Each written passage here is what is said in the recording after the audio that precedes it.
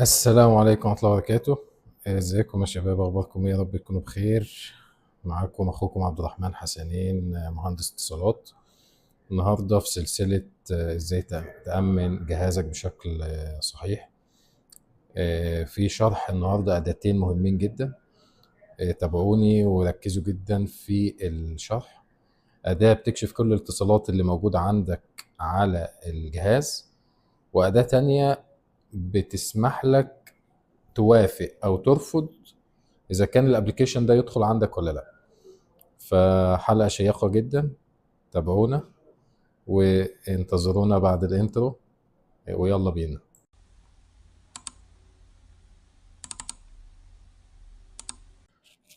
السلام عليكم ورحمة الله وبركاته.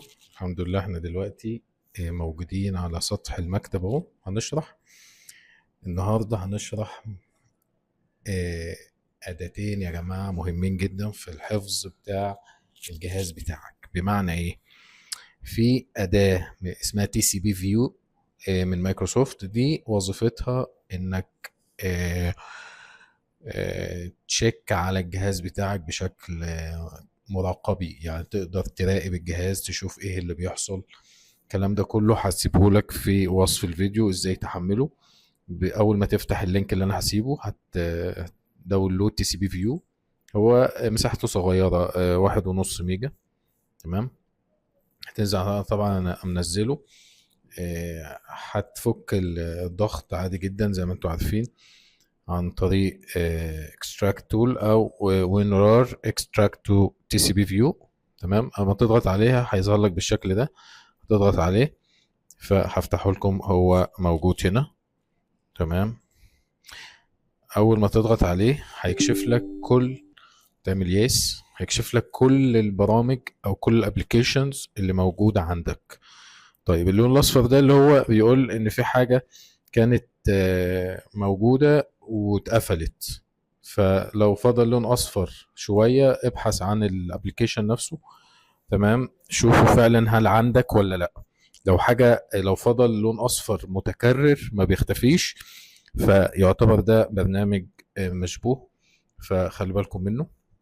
تمام. كل ده البرامج اللي انت فاتحها عندك، ودي الاي بيهات الخاصه بس. صفر ده اللي هو لسه ما خدش الامر للسيرفر ان هو، بس هو مستعد، يعني مستعد ان هو في مرحله استعداد لسن اهو، ان هو يستقبل يستقبل ابلكيشن. فاول ما يستقبل ابلكيشن بيتغير الاصفار دي او يشتغل ابلكيشن، بيتغير للاي بي اللي زي هنا. زي هنا زي ما حضرتك شايفين 127.0.0.1 ده اي بي، وهنا في 192 168.2 251.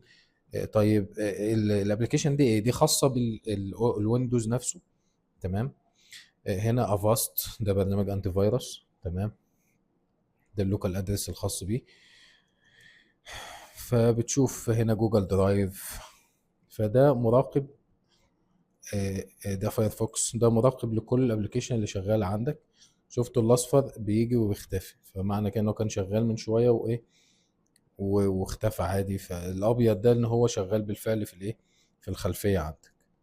ده موجود. ده الاخضر الثابت ده برامج موجوده ومؤمنه ما دام باللون الاخضر ده. ده ال دي بلاير بتاع الكاميرات. فانت لو شاكك في اي حاجه من دول، بتاخد الابلكيشن وتبحث عنه تشوف فعلا عندك ولا. ممكن ندخل في الاداه اللي بعد كده بقى اللي انا هشرحها لكم دلوقتي، اللي هي بوابه زي بوابه حراسه كده، بتشوف اللي داخل واللي خارج قبل ما يدخل. لكن ده بالفعل داخل على طول عندك، فموجودين بالفعل في الخلفيه. فحسب لكم الرابط. تمام. اسمه تي سي بي فيو. ده اداه لمراقبه الابلكيشنز او البرامج اللي شغالة عندك في الخلفية، تقدر تشوفها بشكل مباشر لحظي، بشكل لحظي. تمام. خلصنا ده. في برنامج تاني اسمه سيمبل وول. سيمبل وول نفس الكلام، هسيب لكم الرابط بتاعه. بينزل من على جيت هاب. تمام. سيبه لكم وتنزل يعني اخر اصدار من هنا. تمام. هينزل معاك عادي جدا. بيحمل ينزل معاك في شكل زب او في شكل اللي هو مضغوط. تمام. هتفك الضغط زي ما اتفقنا. تمام. كليك يمين عليه، ونرار اكستراكت تو سمبل وول. تمام، انا منزله اهو. تضغط عليه هتلاقي في نسخة 32 بت و 64 بت. غالبا كل اللي موجود 64 دلوقتي في الأجهزة الحديثة. هتضغط ال 64 طبعا عشان هو مش هيفتح من هنا، فهتضغط ال 64 هيفتح اللي هو symbol wall.ext. تضغط عليه. تمام. يس. ده بقى بيظهر لك كل حاجة موجودة، وتقدر تعمل لها فلتريشن، وتقدر تعمل لها بلوك او لا. بمعنى ايه؟ دلوقتي كل الابلكيشن اللي موجودة دلوقتي، اللون الوردي ده خاص بطرف ثالث، يعني مثلا زي واتساب، زي فايرفوكس، يعني جوجل درايف، البرامج اللي هي متسطبة من بره. فلو في حاجة غريبة تقدر ايه تعمل لها بلوك او تحذفها خالص. طيب عشان تعمل بلوك لاي ابلكيشن او تفتح الانيبل فلتريشن، تضغط عليه كده يقول لك انيبل فلتريشن. انت دلوقتي زي الحارس، ما بتسمحش لاي حاجة تدخل عندك على الانترنت تشتغل الا بعلمك. شفت انت دلوقتي شغلت الانيبل، ظهر قدامك سيمبل وول، بيقول لك تسمح له ولا بلوك. لا اسمح له لان انا اللي منزله. طيب بعده بينزل هو اصلا اسمه سيمبل وول، بيقول لك بي او اي دوت اكس تي الابلكيشن نفسه ده، تسمح له ولا لا. لو انت عارفه مش عارفه تعمل له بلوك. لا. جوجل درايف تسمح له ولا لا. لو عملت له بلوك خلاص هتقفل الاتصال، مش هيدخل اساسا. وهكذا وان درايف الاو مش عارف ايه. فكل لحظه اي ابلكيشن داخل بس فبيستأذنك الاول تدخل ولا لا. التاني اللي هو تي سي بي فيو ده خاص بالايه، بالمراقبه، وبالفعل هم موجودين وشغالين لحظيا، لكن ده بتسمح له يدخل يشتغل ولا لا.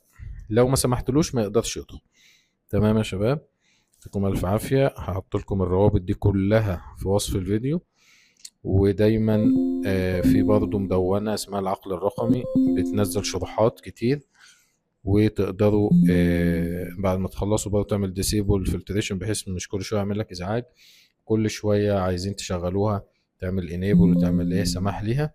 والتاني برضه قبل ما تعمل دي تقدر تشوف من تي سي بي فيو زي ما شرحنا مع بعض. وشير في الخير والدل على الخير كفاعله.